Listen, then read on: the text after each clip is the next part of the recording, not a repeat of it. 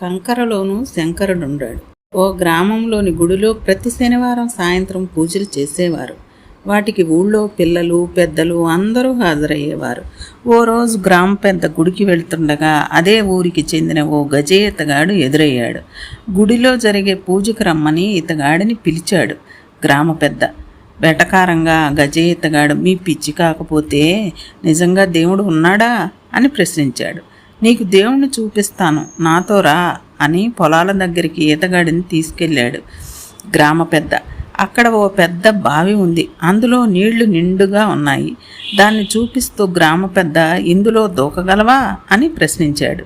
ఈతగాడు పెద్దగా నవ్వి, పెద్ద పెద్ద చెరువులు నదులు ఈదిన వాడిని, వాటి లోతులకు వెళ్ళి ఎన్నో సాహసాలు చేసిన వాడిని, నాకు ఈ బావి ఓ లెక్క అన్నాడు. సరే నాతో రా అని గ్రామ పెద్ద ఈ ఈతగాడిని మరో బావి దగ్గరికి తీసుకెళ్ళాడు. ఆ బావి పూర్తిగా ఎండి ఉంది. అందులో రాళ్ళు రప్పలు కంప చెట్లు ఉన్నాయి.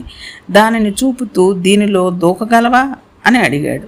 ఈతగాడు అసహనంగా, ఇందులో దూకితే నా కాళ్ళు చేతులు విరుగుతాయి, తెలిసి ఎవరు నీళ్లు లేని బావిలో దూకరు అని గట్టిగా బదులిచ్చాడు. వెంటనే గ్రామ పెద్ద, దేవుడు ఉన్నాడో లేడో కానీ ఉన్నాడని నమ్మితే మనకు భరోసా లభిస్తుంది, మన కష్టాలని చెప్పుకోవడానికి ఓ ఆధారం లభిస్తుంది, ఏదో అదృశ్య శక్తి మనకు మంచి చేస్తుందనే ఆశ చిగురిస్తుంది. జీవితంపై నమ్మకం, భవిష్యత్తుపై ఆశావాద దృక్పథం అలవడుతాయి. బావిలో నీళ్లుంటేనే కదా మనం ధైర్యంగా దూకుతాం, లేదంటే దూకే సాహసం చేయం కదా.